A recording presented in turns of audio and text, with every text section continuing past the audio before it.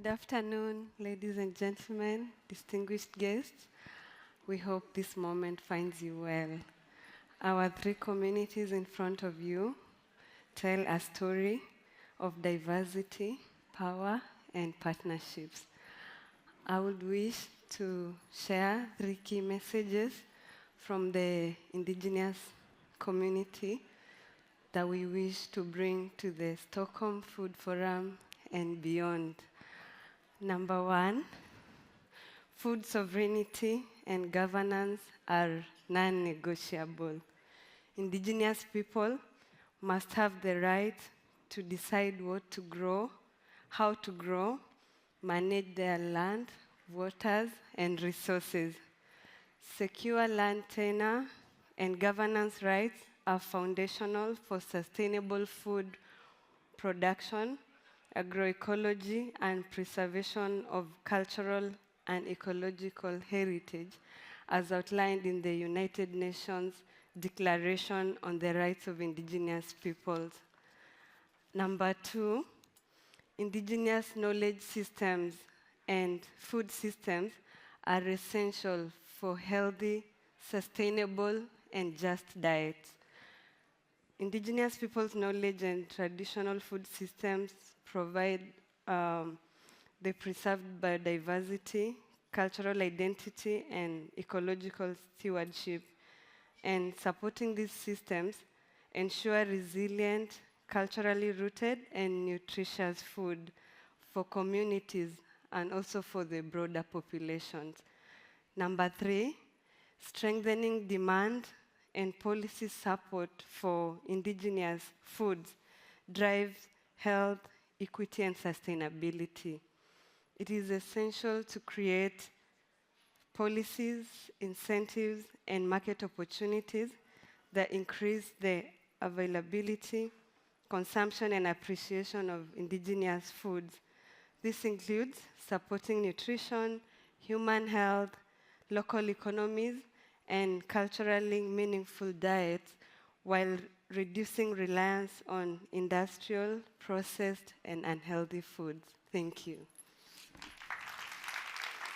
Thank you, Selina, for that fantastic introduction.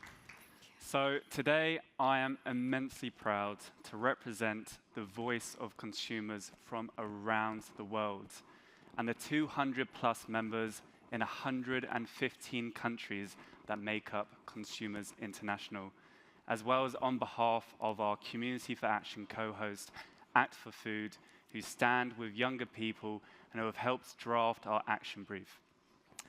Right now, though, we face some serious challenges as consumers, especially rising food prices. But there are huge opportunities to make healthy and sustainable food accessible and affordable for everyone.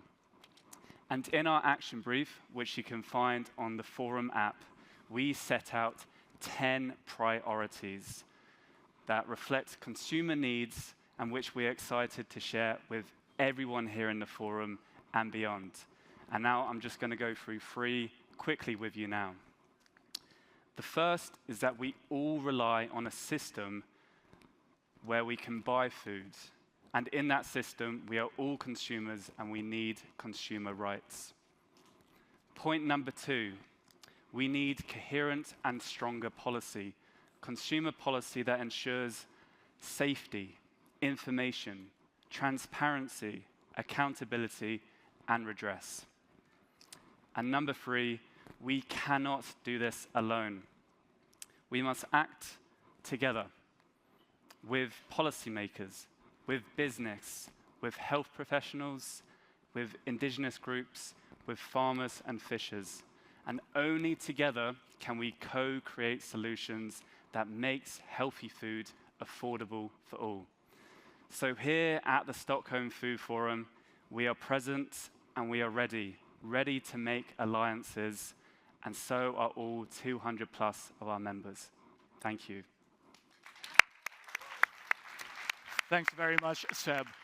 Region 10 and the Agroecology Coalition served as co-hosts of the community of farmers and fisher folk to help them prepare for this forum.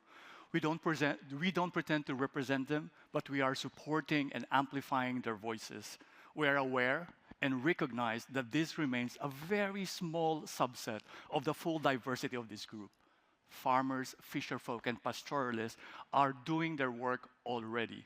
They are committed to nourishing the world, adopting farming and fishing techniques that work with nature, not against it.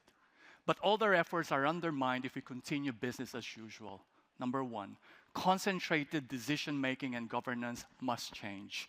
We need to deliberately and intentionally allow meaningful participation of this community in shaping policies and practices that directly affect their livelihoods and their communities. Number two, short-term quick fixes that only consider yield must go.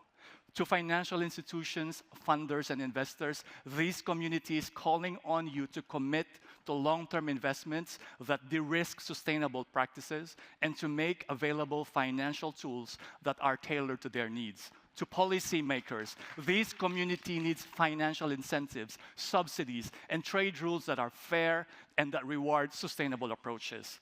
Number three, romanticizing farming and fishing must come to an end.